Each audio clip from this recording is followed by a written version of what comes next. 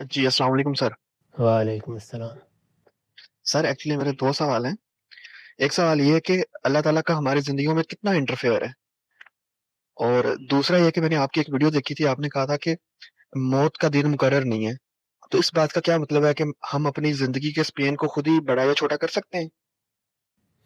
آپ کے دوسرے سوال میں تو کوئی غلط فہمی ہے. موت کا دن انسانوں کے لیے بھی مقرر ہے اور قوموں کے لیے بھی مقرر ہے.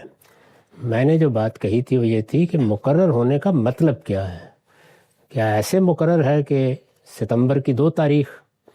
یہ بھی ہو سکتا ہے، لیکن میرا رجحان یہ ہے کہ یہ احوال کے لحاظ سے مقرر ہے.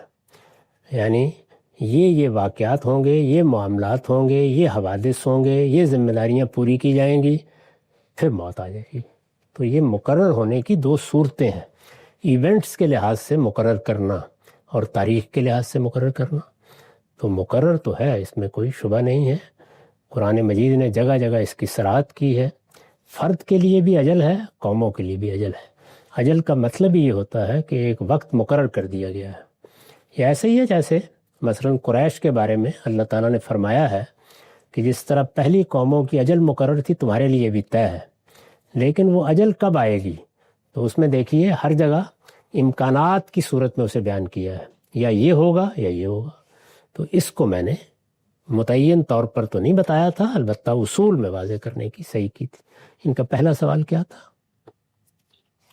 ذہن سے نکل کے. لیکن اچھا، اللہ تعالیٰ کی انٹرفیرنس کی کیا روز کرتے؟ یہ اصول میں ہمیں یہ معلوم ہے کہ اللہ تعالیٰ ہمارے تمام معاملات کی نگرانی کر رہے ہیں اور وہ مداخلت بھی کرتے ہیں، لیکن یہ اگر متعین ہو جائے تو پھر تو ابتلا ختم ہو جائے گی. تو وہ اپنی حکمت کے مطابق جب چاہتے ہیں جس سے نظام میں کوئی خرابی پیدا نہ ہو، ابتلا کی اسکیم میں کوئی گڑبڑ نہ پیدا ہو جائے، وہ اپنی حکمت کے مطابق کرتے ہیں. اس کو انہوں نے بیان کر دیا ہے.